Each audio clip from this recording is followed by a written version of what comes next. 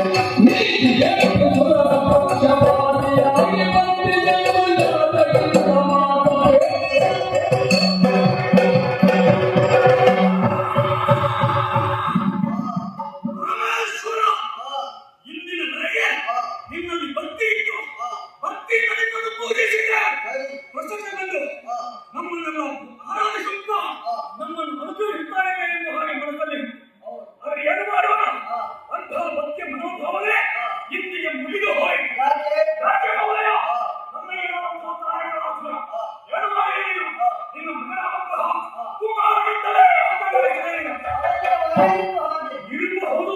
ಸುಖದಿಂದಲ್ಲದೆ ನಿತ್ಯವರಿಂದ ಮರಣವಿಲ್ಲ. ಖಂಡಿತ ಒಪ್ಪಿಕೊಳ್ಳೋಣ. ಆದರೆ ಪ್ರಪಂಚ ಮುಖದಲ್ಲಿ ಅದರ ಒಂದಲ್ಲ ಒಂದು ರೀತಿಯಲ್ಲಿ ಏನಾದರೂ ಒಂದು ಸಣ್ಣ ಪುಟ್ಟ ತಪ್ಪನ್ನು ಮಾಡಿದ್ದಾರೆ. ದೇವರ ದೇವತೆಗಳ ಪಾದಿಯಲ್ಲ ದೇವತೆಗಳ ವಶೀಕರಣವನ್ನು ವಹಿಸಿ ಅಂತಹ ರಾಕ್ಷಸರನ್ನು ಹಣವನ್ನು ಬರೆಯುತ್ತಾ ಇದ್ದೀರಿ ಎನ್ನುವುದರ ವಿಚಾರವನ್ನು ಇದ್ದೇನೆ. ಅಂತಹ ಪಕ್ಷಪಾತವನ್ನು ರಾಜ್ಯ ಮಾಡುತ್ತಾ ಇದ್ದೀರಿ.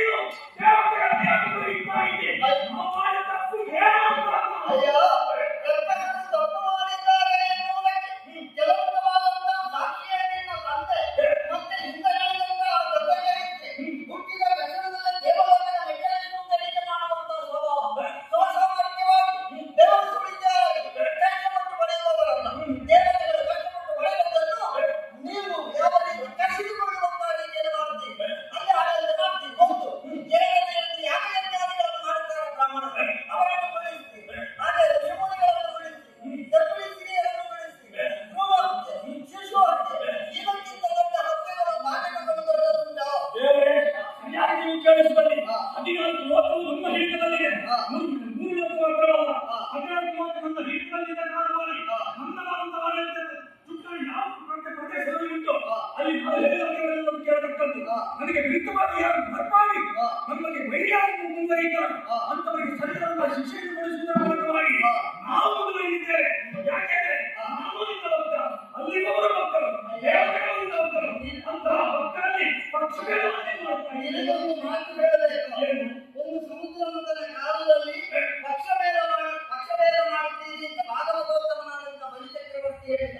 ಅಲ್ಲಿ ಪಕ್ಷಭೇದ ಅಲ್ಲ ಅಂತಾರೆ.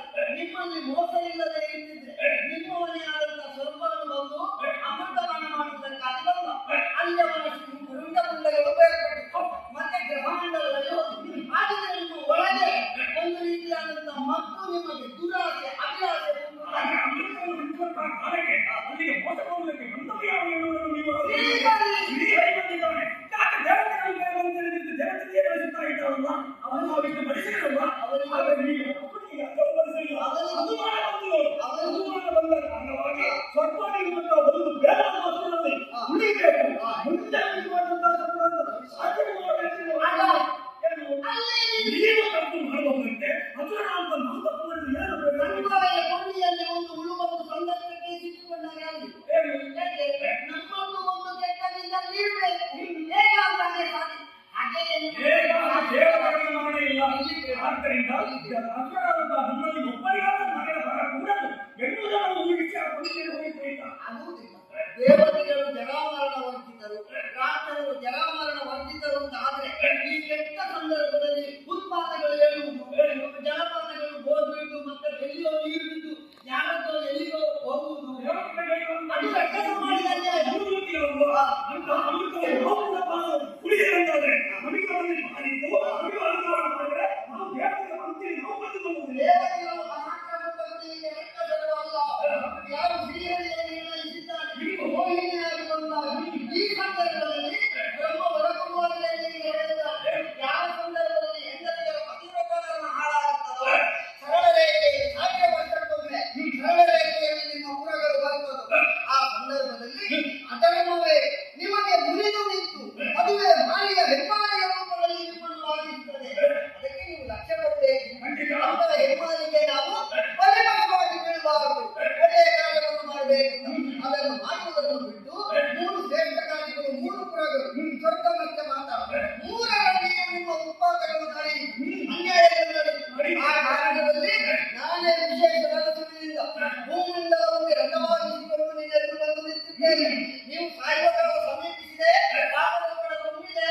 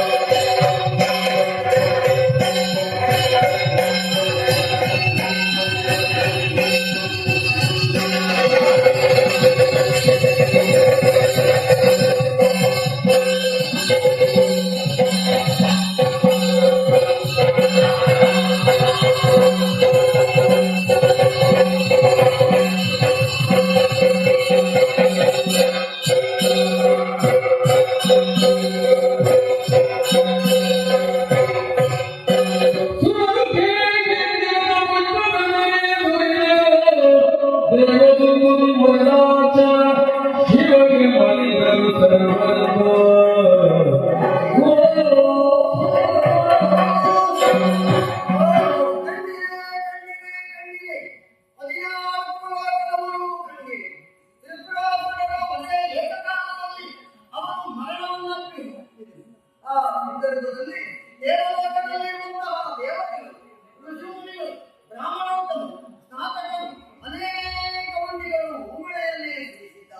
ಇನ್ನು ಕೆಲವರು ಬಂದು ಶಿವ ಶಿವ ಶಿವ ಶಿವ ಎನ್ನುವ ಹಾಗೆ ನನ್ನ ಮನದಳಕ್ಕೆ ಇರಗಿದವರಿದ್ದಾರೆ. ಎರಡು ಕೈಗಳಿಂದ ಹಿಡಿದೆತ್ತಿ ಬದುಕಿಕೊಳ್ಳಿ ಎನ್ನುವ ಹಾಗೆ ಆಲೋಚನೆಯನ್ನಿಟ್ಟವರಿದ್ದೆ. ಅಂತೆಯೇ ದೇವತೆಗಳಿಗೆ ಸುರಲೋಕವನ್ನು ಅನುಗ್ರಹಿಸಿದವರಿದ್ದೆ. ಅಂತೆಯೇ ತ್ರಿಪುರಾಸುರನ ವಧೆಯಾಗಿದೆ.